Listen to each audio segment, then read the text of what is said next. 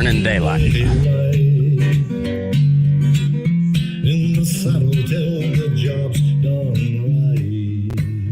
Welcome to Burnin' Daylight, the only podcast for the working cowboy.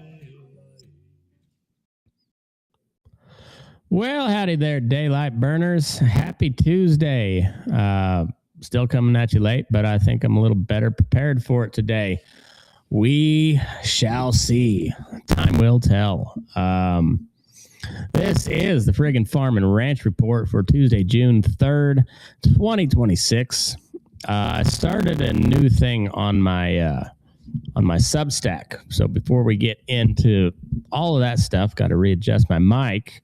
And make sure you head over to burnindaylight.substack.com. That is where I post all my episodes, but also I post the full transcript of this show with. I'm trying to make it. This is something I'm trying new with the friggin' Farm and Ranch Report.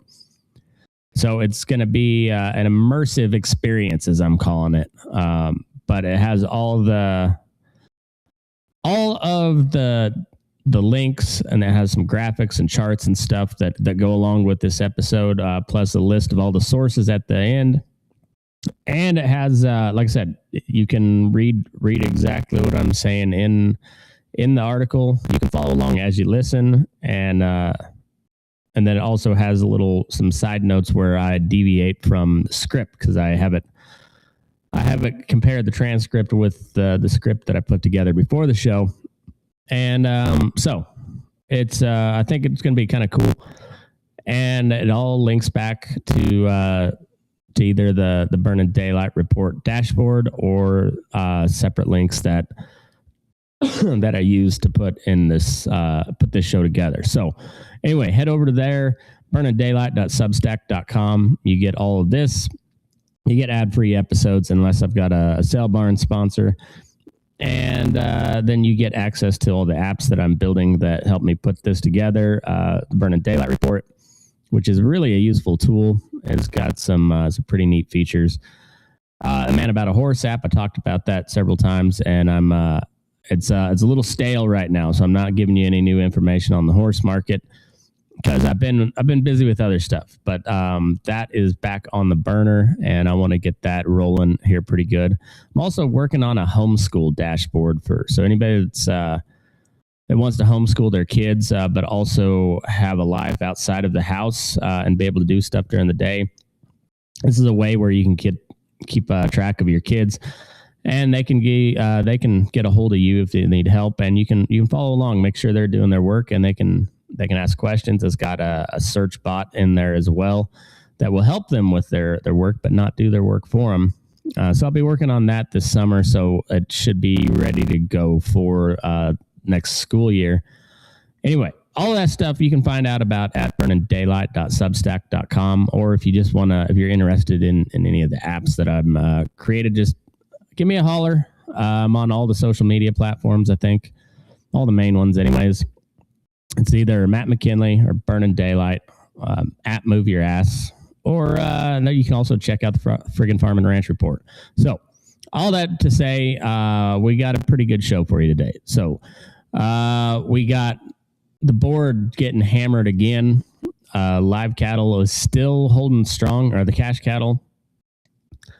Live cattle was down, closed down at 239.80. That was down 9.95, almost 4% on the session.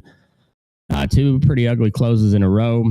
Feeders held a little bit better at 348.90. They were down 413, about another percent. And the 5-area cash trade from last week came in at 256.81, 402.50 dressed. So the board is sitting at 239 and change, and the spread is pushing close to $17. So again, the board and the cash market are not telling the same story. And again, I think the cash market is the market. I think they're telling the truth here. Now, not to say every participant in that cash market is an honest actor, because we all know some cattle traders, and there's some good ones, and there's some real snakes out there, kind of like every profession in the world. Anyhow, August feeders at 348.90. Lean hogs came in at 98.75. They're up a $1.77 on the day. Hogs have no concern as to what the cattle market's doing. And then we got some more news on the energy and input side of things. West Texas crude was up today, closed out at 94.56. Brent's at 96.78. That is a low spread between the West Texas index and Brent crude. It usually runs about $10, and now we're running about $2 and change. So it's little sketchy out there. Not gonna lie, little bit sketchy. Okay, let's talk about the sale barn stuff. Had a few different barns that I didn't mention, but over on the Burnin Daylight Report, the sale barn pulse is showing hasn't updated since yesterday, but 23,068 head went through the ring. Averages across all of them came in at 415.74 a hundredweight. A couple of barns to mention: Gainesville Livestock out of Missouri. They have some 540-pound cattle. Across average 540 pounds, 1,784 head total, 467.32 average on the hundredweight price. Bluegrass stockyards over in Kentucky, they ran 1,560 head at 557 pounds, coming in at 468.83 a hundred. Bowman Livestock out of North Dakota was 638 pound average, 1,146 head, 431.79 a hundred. And Fort Scott Livestock there in Kansas, as in southeast Kansas, 1,658 head, came in at 449.36. So every single one of those barns is printing at mid 400s on live on 5 and 6 weights, not live. The board said those cattle ought to be worth less today than they were yesterday, and the guys that are bidding on them and writing the checks in the sale barn are saying otherwise. Over at Beaver County Stockyards there in Oklahoma, their sale ran today. They ran 5,810 head. That's there in Oklahoma Panhandle. Really nice sale barn. I haven't been there in years, but I did work a couple of days over there before I moved out to Nevada. They had some light bulls running 380 to 447 a head.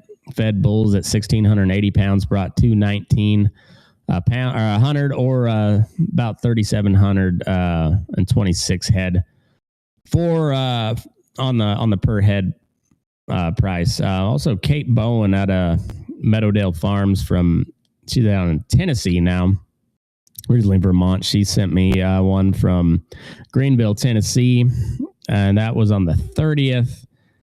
They ran a total of 417 head. And it looked like on the heifers, their 4 and 5 weights are bringing 378.89, 347.36. The heavier end, I mean, really outside of the 2 and 3 weights, everything's it's southeastern cattle. On the steer side, what do we have here? Those are Holstein steers. So they had some 4 weights that brought 409.46 100. 3 weights brought 438.94. And then they had a pretty small sale, but they had all kinds of stuff. Looks like the kind of lower end quality, given the prices that were coming out of there. So every single one of the barns that I've mentioned outside of the Tennessee one, I need to look at that one a little more. They're printing in the mid 400s on 5 and 6 weights. The board said these cattle ought to be worth less than yesterday.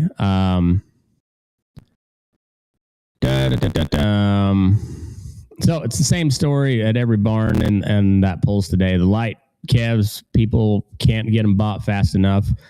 And the heavier steers are they're following the board and kind of tracking lower. The gap between a 4-weight calf and an 8-weight feeder on dollar per head basis probably hadn't ever been higher. We got Clovis, New Mexico headed tomorrow today as you're listening to it. Superior Livestock also has a video sale. Billings, Montana on Thursday, Torrington on Thursday, Producers Livestock in Salina, Utah on Thursday as well. We'll watch those runs and the weight breakdowns on those sales. But that's your sale barn pulse on the day. Let's get into the whole cattle structure, what's right, what's wrong, and some stuff going on. So 2 things hit today. Neither one's a real fundamental change in the cattle market, but on the first end, the grain complex got hammered. Corn was down 3.5%, wheat down 4.7%, and beans down 2.6%. When the algorithm funds see a sell-off that size in grains, they look for anything in the commodity complex that's looked extended all spring. Cattle have been kind of that trade, so they hit sell on that. And then the second thing is Iran popped off even more so, but we'll get to that in the war reel here in a little bit, because that's a bigger story than just this blurb. Cattle market fundamentals have not changed, though. The U.S. beef cow herd is at 27.6 million head. That's the smallest since 1951, when Harry Truman was president, before Dwight D. Eisenhower took the office. And that still hasn't changed. We haven't got a sudden influx of live cattle breeding stock. That just hasn't happened, and it doesn't happen. So we covered that yesterday, but it's not a herd rebuild signal. It's there's a feedlot refill on whatever cattle are available, but the structural supply story is pretty much the same. There's one, I think I've mentioned it briefly in a previous episode. I don't remember what, but we'll talk about Cargill over in Fort Morgan, Colorado. That plant has been offline since April 23rd, and there is a labor lockout. So the ownership or management, whoever, locked the striking worker or the negotiating workers out of the plant. But by the time the lockout happened, that they hadn't run any cattle through it in a couple weeks already, at least, maybe closer to a month, I believe. I think it was last week I first come across that story, and got a little bit in squirrel mode, and I didn't ever come back to it. I was also kind of waiting to see if anything was going on. But as I mentioned, and just hearing some chatter on social media and stuff, there's a pretty good chance they closed that plant down. And we keep talking about this cow herd shrinking, and that does affect the Packers side too as well. They don't need as many plants running because they can't fill them. They can't keep the chains moving with the capacity that they have on hand. There's just not enough cattle to fill that.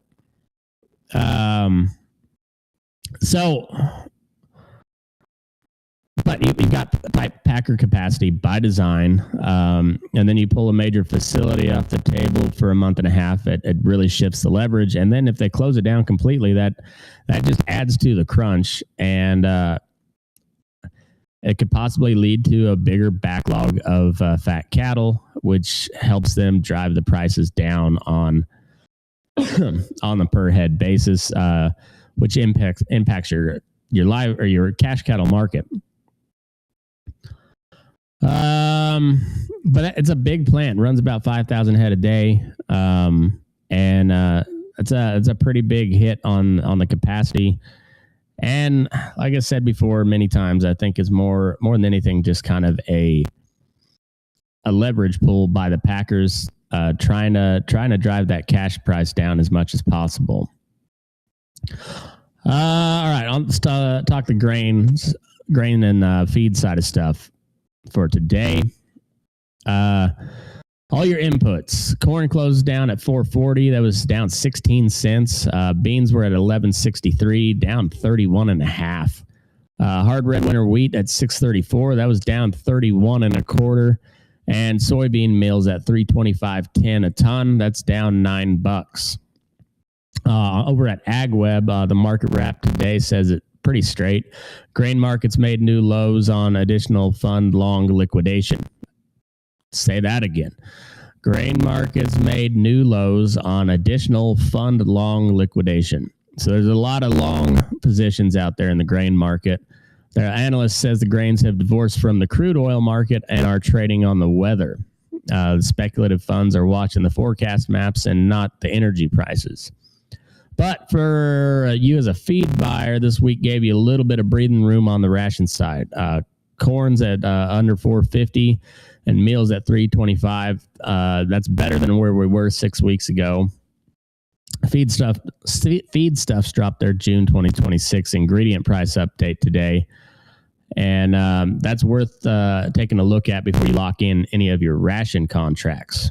But the bigger grain story is still the wheat. I'm not going to rehash everything that I talked about yesterday, but that number is worth repeating. 15% on the good to excellent side of things in Kansas on a crop that's pretty much all headed out by now. So we're into June, gonna be harvesting here pretty quick. And what you're seeing today is a profit taking on the trade that got long after the WASDE report shock. The short crop is still short, and for a rancher buying hay or feed wheat, today's dip might be a better entry point before the next weather scare pushes that thing back up. Another angle on the trade side, the National Corn Growers Association is pushing hard ahead of the USMCA review. So that's the trade agreement between the U.S., Canada, and Mexico, the USMCA, U.S., Mexico, Canada. Should be USMSM, U.S., Mexico, Snow Mexico. So the National Corn Growers Association is pushing hard ahead of the USMCA review this summer, and they're calling it unprecedented. Mexico is the number one corn export customer. So if that review gets messy, it's not a small thing for the corn farmer. So keep an eye on that. We'll see how it goes. But if you know any Mexicans, and I know quite a bit of them, quite a few, half Mexican myself, we like our tortillas. And where does that come from? That comes from corn. At least there's flour tortillas too. So that's wheat. That adds to the whole thing. I don't know what the wheat situation is in Mexico. Must have some because they make a lot of flour tortillas as well. But corn is the staple. Street corn, corn tortillas, masa for your tamales. Like they use a lot of corn over there. More on the input side, the fuel and the fertilizer. So yesterday I told you diesel was at 552. So now the EIA on highway diesel for the week of June 1st came in at 535 a gallon. That was down 17 cents week over week. So that's a good little cushion. Still high as hell, but it's 17 cents is 17 cents. Just ask your mother. And she'll know what I'm talking about. So, on the other hand, though, the crude oil price shot up again because shit's popping off in the Hormuz, and diesel lags a little bit behind the crude market. So we saw 2 days in a row of up pretty sharply. So the next week, it might be on 2 weeks from now on the diesel average, you're going to see a price hike on that. But if we keep seeing that price climb this week, I would imagine you're going to see the diesel price tick up by next week. What was the AAA? AAA, the national average for diesel came in at 543, so that was right on par. A little lower actually than the EIA average, which usually it runs a little higher. Down 15 cents from last week. So there was some real relief at the fuel pump. but I don't get comfortable. The West Texas index closed out at 94.56 a barrel.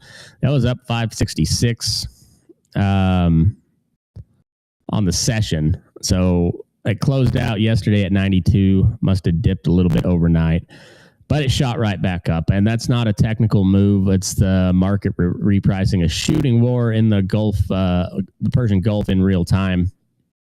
I'll tell you exactly what happened on the war reel here in a few minutes. But diesel follows the crude with a lag of about a week to 10 days. The pump relief you got this week is probably already printed over by what's happening over there, over the last couple of days. On the fertilizer side, nothing's changed since I updated you yesterday, except that whole Hormuz situation. So don't expect your fertilizer prices to go down. Urea coming in at $632 a ton. It's up 12% year over year. Anhydrous, that I don't know what the numbers they're printing there, because anhydrous is over 1,100. So that I did not fact check that part of the slide well enough. Let me look here on I'll pop it up on the screen. We'll see what the live price is there. DAP's at 853, MAP's at 910. Potash, where's urea at? Urea's at 632 a ton. That's just not right. Not a chance that anhydrous went down $400 overnight.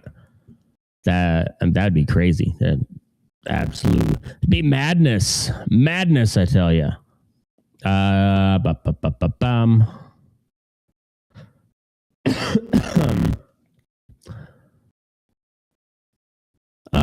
It's still showing it at 765. So that's not right. Or at least I'm not going to verify that at all, or I'm not going to say that's verified. That's almost $400 a ton drop in anhydrous. That didn't happen, especially with the shit popping off that already did. But long story short, every one of your fertilizers here is up considerably, as much as 40% since February or December. Either way, up a lot. Okay, let's get into the war reel. So it's pretty big developments, and I'll tell you what I've learned from some confirmed sources. So I used France 24, the War Zone, BBC, and the U.S. Central Command as sources on this. As of this evening, it was about 5 o'clock Pacific time. Iran launched a wave of missiles and drones targeting military bases in Kuwait and Bahrain. CENTCOM says it intercepted and defeated those attacks.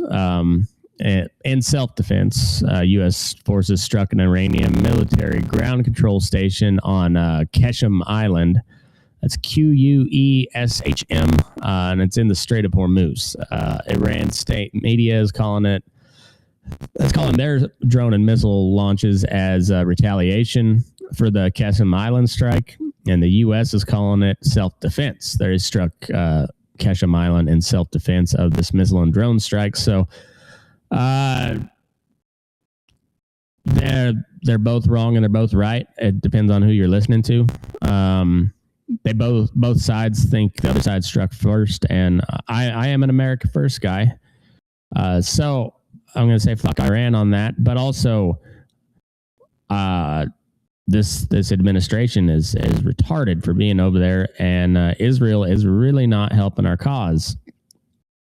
On a separate note, the U.S. Navy fired a missile at a oil tanker headed for Iran after the crew ignored repeated warnings. BBC confirmed it, and the engine room was hit. So yesterday I told you that we went from boring negotiations, that was Trump's direct quote, from the White House to the CNBC. And we went to active strikes in 72 hours, and now we got the next chapter. The ceasefire wasn't ever really a ceasefire. Israel is still hammering southern Lebanon, and Lebanon peace talks are reportedly resumed in Washington today, but Netanyahu went on record saying that the campaign continues regardless. Trump reportedly went apeshit on Netanyahu on a phone call over Beirut, over strikes in the suburbs of Beirut, which is the capital city there in Lebanon, which tells you that the alliance between the U.S. and Israel is under strain. But all of this bitching out of Netanyahu did not help anything. Israel's still continuing with their strikes in Lebanon. I think they still have a pretty large ground invasion and our ground troop mobilization planned. Whether it's underway or not, I'm not for sure of that as of this time. But either way, there's a lot of talk about how Netanyahu told Donald Trump this, and a lot of posturing, and it doesn't do well to help the narrative that Israel doesn't have huge influence on U.S. politics. Just listen to what both sides are saying. And Trump in public talks very deferential about Netanyahu, and Netanyahu, on the other hand, talks like he's running the show. Is he? I don't know. But again, optics would show that based on those statements, that Netanyahu feels like he's running the show there, and he's going to do what he wants. So here's how this lands on the operation right now for the farmer and rancher. Your crude's up 6% today. Your fuel bill will be moving. Diesel follows the crude with about a week or 10 days of lag. We got a dip in the diesel prices this week, but that dip is probably gone by next week's EIA report if the crude holds here or it climbs even further. The Fertilizer Institute CEO already told the Senate Ag Committee that 34% of the global urea supply moves through the Strait of Hormuz. And you close that strait, and the fertilizers don't just tick up. They move hard, and they move fast. Just how your mother likes it. U.S. and Chinese military officials held rare deconfliction talks in Hawaii this week. So that's a separate note. And that's also checking in on another major freight route. The Taiwan Strait is still on the watch list while the Gulf just kind of burns at the moment. So if you're moving grains, you're probably keeping an eye on both of those. And the bottom line is there is no deal, there's no ceasefire, and there's not much of an end in sight. So every week that this continues, your fuel and your nitrogen costs go up more. They cost more than they did the week before. And that's just math being math. It's not a doomsday thing. It's just that is the math on paper. Let's head over to some domestic ag news. We got a biosecurity watch. So hammering on the screwworms again. They're moving closer. It was 31 miles as I reported yesterday. That story was from Reuters on Friday. As of today, there was a goat infected with the New World screwworm about 25 miles south of the U.S. border in Coahuila, Mexico. So it's still ticking north. USDA says it's working around the clock, and the southern border has been shut for live cattle imports since last July, and there's no plan to reopen it as of yet. That closure is directly tightening the feeder supply in the Southwest, and it is moving the board today. If you're on the border there in the Southwest, make sure you know what the signs of screwworm are. Make sure you got plenty of anti-parasitic medicine, ivermectin, Dectomax, whatever. I don't know. I think it was Dectomax that they approved for use in the screwworms, but going from my years of experience, dewormer is better than no dewormer when you're dealing with dealing with something like that. Whether it's truly effective, I don't know. Also, I'd say talk to some of the old timers that know what this stuff looks like. Because if you're my age and younger, you probably don't. Never seen it because it was eradicated. Let's see. On another note,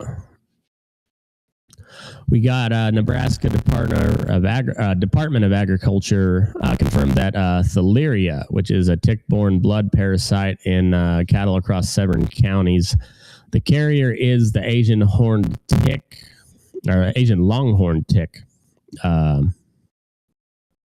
Be hilarious if it had like a big old rack of horns on it. But here's what makes this one different: there is no vaccine, and there is not an effective treatment at the moment.